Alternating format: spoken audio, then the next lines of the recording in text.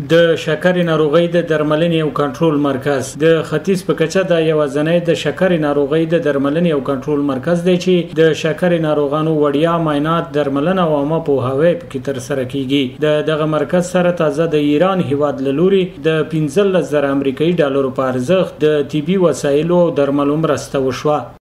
دغه د شکر سنټر جوړ کړی ده او د دې هر څه تجهیزات او ډاکټرانو ټریننګ هغه ترتیب دی جوړ کړی ده او اوس په الحال تقریبا د 15,000 روپۍ ډالرو په اندازه باندې دی ورته د سامانونه او د طبي وسایل او همدغه رنګي دوا راوړې ده.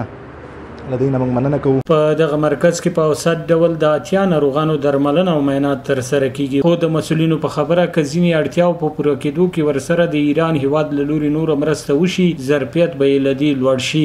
ایران اسلامي جمهوریت دوی نه تقاضا ده چې دغه سنټر نور په خو باندې ودروي د دوا په برخه کې د وسایلو په برخه کې د نور داسې چې د دې لپاره امبولانس ضرورت دی. پرسونل کم ده، تعداد ورځ پر ورځ زیاتیږي.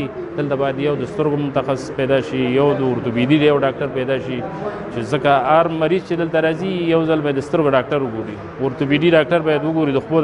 دغه مرکز د نارینه کارکونکو ترڅنګ خزینه روغتيایي کارکونکو هم لري چې خزینه او ناروغانو ته روغتيایي خدمات وړاندې کوي. دلته د درملنې په موخه راغلي ناروغان دغه مرکز د فعالیدو خوښ دي او د شکرې ناروغۍ زیاتوالی ته په کتو د ورته نورو مرکزونو د فعالیدو غوښتنه کوي. مشکلات طلبه بس دغه 1200 روپۍ ورانه اخیستلې او دوايي به مریض نه خګېدله. اوس که دلته دوايي راکړي نو هغه خو شکر دی ښه کېږي. خوشحاله یو معاینات کېږي او هغه ورکوي خو نوبت نه رسېږي. دوامداره غواړي چې په دې حاله یو څه مرکزونه نور جوړ شي سهولیت موږ ته اسانه شي. دلته روغتیایي مسؤلین همدارز له شتمنو او مرستندویو ادارو هم د شکرې ناروغانو لپاره د درملو په برخه کې اړینې مرستې غواړي او وایي چې ډیری ناروغان بې وسه او د درملو د پیرولو توان نه لري. دوی زیاتوي که دغه روغتیایي مرکز په مجهز کېدو کې ورسره مرسته وشي په دې سره به بهر ته د درملنې په موخه